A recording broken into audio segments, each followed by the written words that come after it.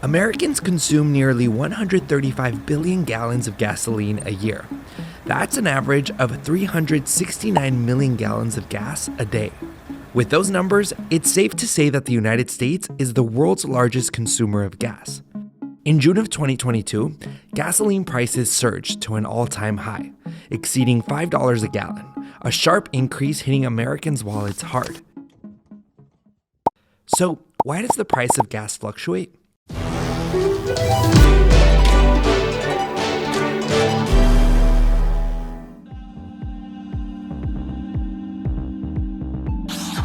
Gasoline mobilizes our cars, ships, and airplanes.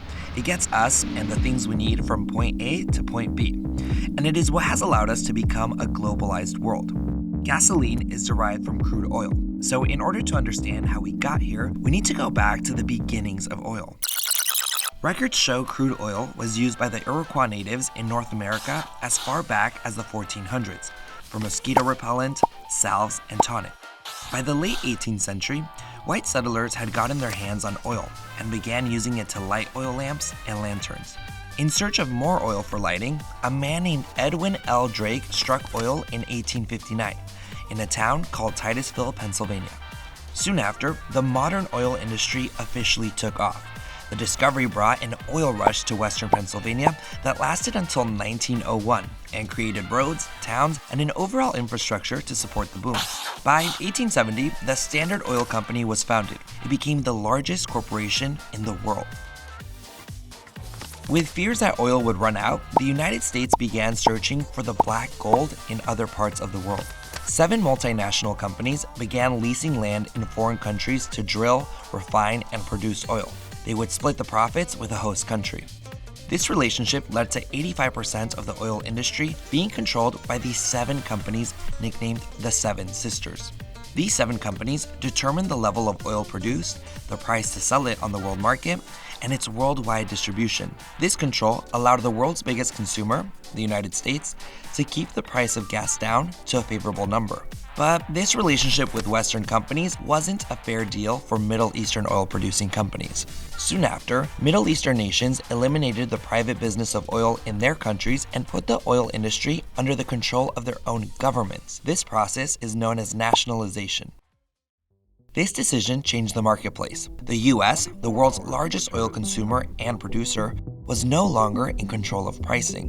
In 1960, another figure emerged, the Organization of Petroleum Exporting Countries, or OPEC. The organization was founded by 5 countries.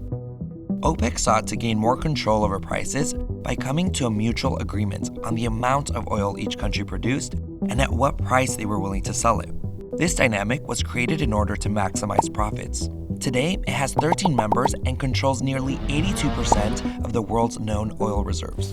Now it's time to get into the factors that impact the price we pay at the pump. Political unrest in a region can be a factor. Not only can it affect the actual day-to-day operations, but many times, oil is used as a way to leverage political power. OPEC countries wanted to punish Israel's allies, which included the US, for supporting their enemy during the Arab-Israeli War of 1973. So OPEC issued an embargo against the US, which barred the country from accessing foreign oil.